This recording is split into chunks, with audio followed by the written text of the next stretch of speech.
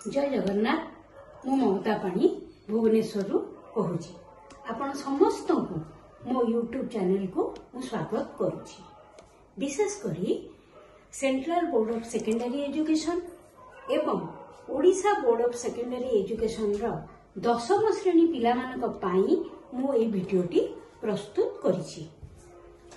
पिला माने तुम मानक सहित मु आज को 35 वर्ष है जोड़ी हुई रही जड़े शिक्षयित्री हिसाब से, किंतु एबे ताहा प्रत्यक्ष भाव में संभव हो मु यूट्यूब माध्यम रे तुम सहित जोड़ी हुई रहिबार प्रयास करुची। पिला माने मो अनुभूति मु एतिकी जानिची जे आजिकाली रो पिला माने मातृभाषा को विशेष गुरुत्व देउनाहांती। से माने इंग्राजी गणित एवं विज्ञान को जेतिकी प्राधान्य देउचंती मातृभाषा को सेतिकी प्राधान्य देउनाहांती। मातृभाषा जे जीवनर गोटे मुख्य अंग से कथा से माने भूली जाउछंती। मातृभाषार उन्नति हेई न पारिले गोटे पिलार सर्वांगीन विकास रे बाधा सृष्टि हब ए कथा जानिबा आम समस्तंकर निहाती दरकार।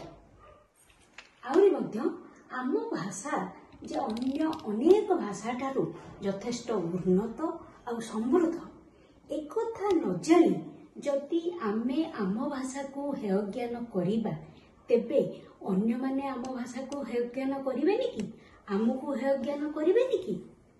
तेणु पिले तुम पाठ्यपुस्तक पढ़ेबा पूर्वरु मु तुमको निहाती आम मातृभाषा आ साहित्य बाबद रे किछि कहिबी। मु जानी एक कथा तुमको सामान्य कष्ट लगी पारे, किंतु मु निश्चित भाव में चेष्टा करी तुमको आमर मातृभाषा आ साहित्य बाबद रे किछि सूचना निहाती सहज आ सरल भाव में देबी। मात्र एथिपाई तुमर सामान्य सहयोग दरकार। सेतिकी सहयोग जदि तमे मते करिबो ताहेले मु तुमको ए मातृभाषा आ साहित्य बाबद रे जहा सूचना देबी ताकू तुम निश्चित भाव में मन रखिबो एवं ता परठारु तमरो मातृभाषा प्रति थिबा डर धीरे धीरे दूरेई जिवो एवं तुम मातृभाषा को भल पाइबो। ताले चलो आमे हमर मातृभाषा आ साहित्य बाबद रे किछि जानिबा। पिला माने आमे होची ओडिया आ हमर मातृभाषा होची ओडिया। बेले बेले तमर मन रे एमिति किछि प्रश्न आसुथबो जे आम मातृभाषा कोठु आसिला, केते वर्षर पुराणा आम मातृभाषा, आम मातृभाषा रे जो साहित्य सब लिखा है तार कवि और लेखक माने सब किए। पिले ए संबंध रे मध्य मु तुमको किछि कथा कहिबी। पिले माने भाषा हेउची मनुष्य मनर भाव को प्रकाश करिबार एक प्रकृष्ट माध्यम। जेतेबेले भाषार सृष्टि हेई नथिला सेतेबेले लोक माने ठार द्वारा निजर मनर भाव को प्रकाश करथुले। मन करे जन को भोक हैला से केमिति कहिबो, पेट रे हाथ मारिबो एम छाड़िबो। जेतेबेले जन को निद मारला मते निद लागुची केमिति कहिबो, सेतेबेले तो से भाषा जानि नथिले एमिति ठारिकी कहूले। एई जो ठार रे कथबार्ता हबार अनेक दिन परे भाषार सृष्टि है। संस्कृत होची सबु भारतीय आर्य भाषार जननी। अन्य भारतीय आर्य भाषा मानक परी ओडिया मध्य मूल वैदिक संस्कृत पाली प्राकृत एवं अपभ्रंश देई आसीची। एई अपभ्रंश को आमे 5 भाग रे विभक्त करू। महाराष्ट्री, सौरसेनी, पैशाची, मागधी, अर्धमागधी एवं एई अर्धमागधी रु 3टी भाषा आसीची। से 3टी भाषा कोन ना ओडिया, आसामी एवं बंगला।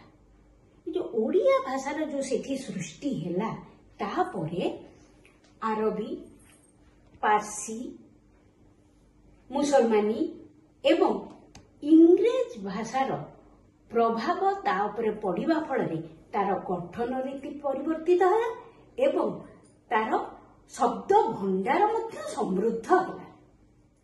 ओडिया साहित्य नदीर धार करी सेमती मोड़ बुली बुली धीरे धीरे समृद्ध होइछि एवं ओडिया साहित्यर ए विकास धारा को आमे 5टी जुगरे विभक्त करिछु।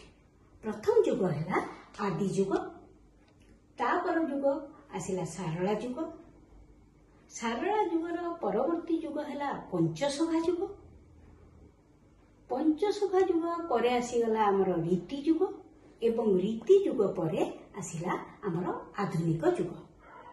आधुनिक जुग को मध्य 5टी भागरे बा 5टी उपविभाग रे भाग कराइछि, यथा राधानाथ जुग, सत्यवादी जुग, सबुज जुग, प्रगति जुग और अत्याधुनिक जुग। वर्तमान पिला माने मु मोटामोटी भाव तुमको संक्षिप्त ओडिया आमर मातृभाषा एवं आम साहित्य विषय रे किछि सूचना देली।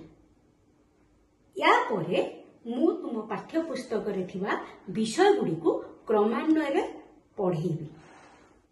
तुमे निज श्रेणी रो प्ले लिस्ट रे से गुडी को पाई परिबो।